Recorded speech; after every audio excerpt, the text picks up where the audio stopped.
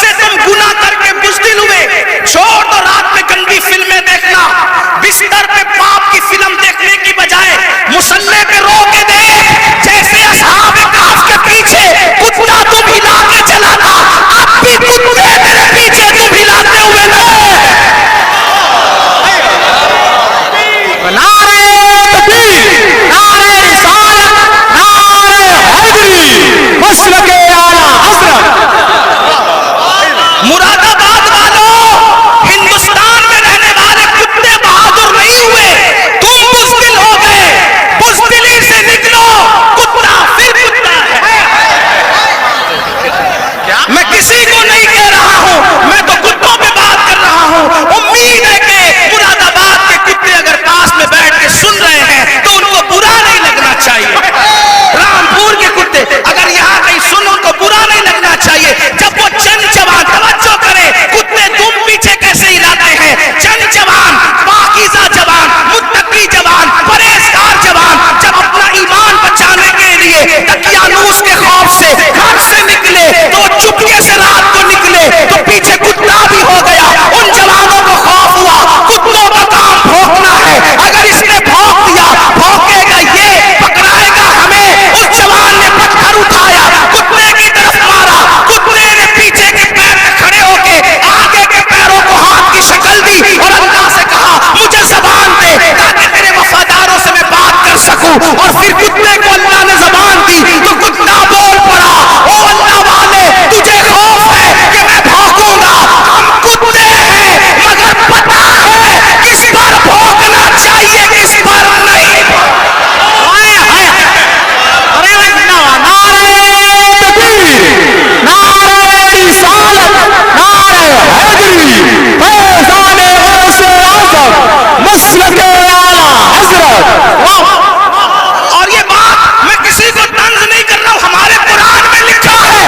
اور پھر وہ کتا وفادار بن کے دھو ملا کے پیچھے پیچھے چلا، لیکن کتا تھا، کتوں کی برادری کا تھا، مگر مسلمان کا وفادار کیا ہوا؟ خدا نے اس کے لیے بھی جنت کا اعلان کیا۔ پتا چلا تو کتنا قیمتی ہے مسلمان، تو اللہ کا وفادار بن، کتے تیرے وفادار، یعنی اگر تو گناہ چھوڑ دے کتے تجھ پہ بھونکیں گے بھی، کتے نہیں بھونکیں گے تجھ پہ اگر تو سارا مسئلہ گناہ کا ہے۔ ہنسنے کی بات نہیں، گناہ چھوڑو پھر دیکھو زمین تمہاری فرما بردار ہوگی۔ بات دور نکل گئی، عرض کر رہا تھا ایک ایسا وفادار تھا ملک ملت کا جسے فخر ہے ملک کو ملت کو، اس کو دنیا ٹیپو فتح علی کہتی ہے، جسے ہم ٹیپو سلطان کہتے ہیں۔ بڑا بہادر تھا، جب تک کہ وہ رہا ہمت نہ تھی بزدلوں کی کہہ سکے کہ ہمارا ہے ہندوستان۔ اسے شہید کر دیا گیا، اس کے بعد کہا ہمارا ہے ہندوستان۔ تو ایک بات جو کہنے چلا تھا یہ کہ حلال سے وفا پیدا ہوتی ہے، ماں باپ کی، حرام سے نہیں۔ محل سن لیں، اللہ اکبر، انگریزوں نے ٹیپو فتح علی سلطان سے کہا ڈیل کرنی ہے، کسی معتمد کو بھیجو بات کریں گے۔ سلطان کو لگا میرے بھائی سے بڑھ کر میرا معتمد کون ہو سکتا ہے۔ سلطان نے اپنے چھوٹے بھائی کو بھیجا، جاؤ انگریزوں سے بات کر کے آؤ، انگریزوں سے گفتگو کر کے آؤ، معاملات طے کر کے آؤ۔ بہنوں کی خاص توجہ، اللہ اکبر۔ چھوٹا بھائی گیا، جانے کے بعد دیر ہو گئی تو قریبی ندیموں نے، قریبی دوستوں نے سلطان کے بارے، سلطان کے کان میں کچھ بات کہی۔ سلطان کھڑے ہوئے، غصے میں آئے، حالت غصے میں ٹہلنے لگے، اور دیر ہوئی، ٹہلتے ٹہلتے ماں کے کمرے میں جا گھسے۔ ماں نے کہا میرے لال کوئی پریشانی ہے؟ ماں سے کہا ماں تمہارے بیٹے نے میری ناک کو خاک میں ملا دیا، ماں تمہارے بیٹے نے میری ناک کو خاک میں ملا دیا۔ میرے دوست کہتے ہیں معتمد سمجھ کر بھائی کو ڈیل کے لیے بھیجا تھا، بات کرنے کے لیے بھیجا تھا، لیکن وہ انگریزوں سے ہاتھ ملا گیا۔ ماں بیٹھی تھی، کھڑی ہو گئی۔ ماں ماں ہوتی ہے، ماں ماں ہوتی ہے۔ میں قوم کی ان بیٹیوں سے کہنا چاہتا ہوں اللہ اکبر، عورتیں لال قلعہ نہیں بنا سکتی، لیکن لال قلعہ بنانے والا سپوت کسی عورت کا ہی پروردہ ہوا کرتا ہے۔ عورتیں فاتح بدر و حنین نہیں ہو سکتی، لیکن فاتح بدر و حنین کسی عورت ہی کا تیار کرنا ہوتا ہے۔ اللہ اکبر، عورت فاتح خیبر نہیں والی کوئی عورت ہی ہوا کرتی ہے.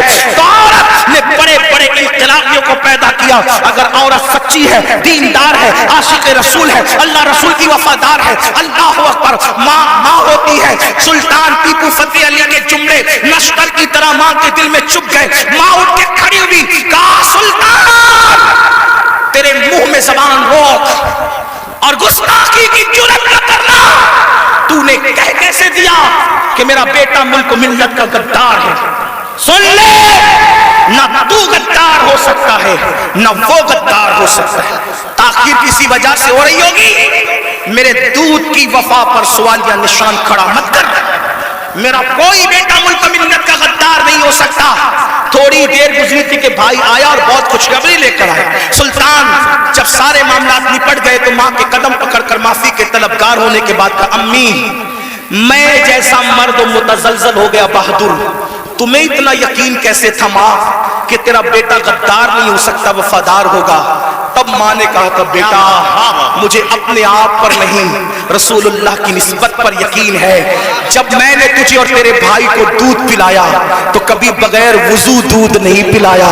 ہمیشہ میں نے با وضو مدینے کے تاجدار پر درود پڑھتے ہوئے دودھ پلایا ہے. یہ وضو اور درود کی برکت ہے کہ میری کوئی اولاد ملک ملت کی کبھی غدار نہیں ہو سکتی. سود کا پیسہ کما کر بچوں کو حرام کھلا کر چاہتے ہو تمہارا بیٹا فتح علی بنے. یاد رکھنا, یہ بہنیں ہیں سیریل دیکھتے ہوئے بچے کو دودھ پلائے گی, زنا کے مناظر دیکھتے ہوئے دودھ پلائے گی, گندے گانے سنتے ہوئے دودھ پلائے گی.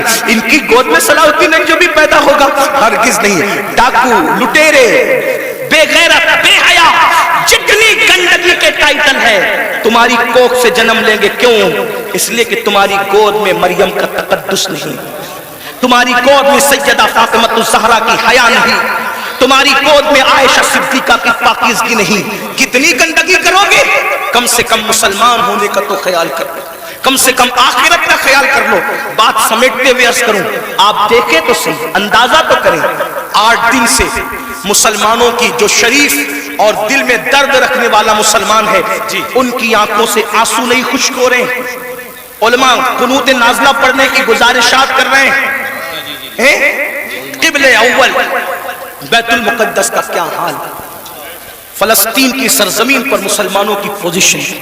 ہم سے زیادہ انٹرنیٹ کا استعمال آپ کرتے ہو, ہم سے زیادہ یوٹیوب فیس بک استعمال آپ کرتے ہو.